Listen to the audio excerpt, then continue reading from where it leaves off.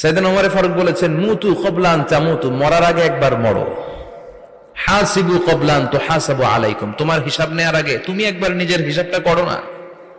কাগজ বের করে একটু লিখো না কি কি ভালো কাজ করছিলা, যেগুলো দিয়ে নাজাতের ওসিলা হতে পারে, 1 2 3, আর কি কি আকাম কুকাম করছো দেখো না, লিখে দেখো তোমার অবস্থাটা কি। মরার আগে একবার মরো। মরার আগে খাটের মধ্যে শুয়ে শটান করে চোখ বন্ধ করে একবার মরার ভান করে দেখেন কেমন লাগে। চোখটা বন্ধ করেন আর ভাবেন আপনি নাই, কি কি হতে পারে ভাবেন।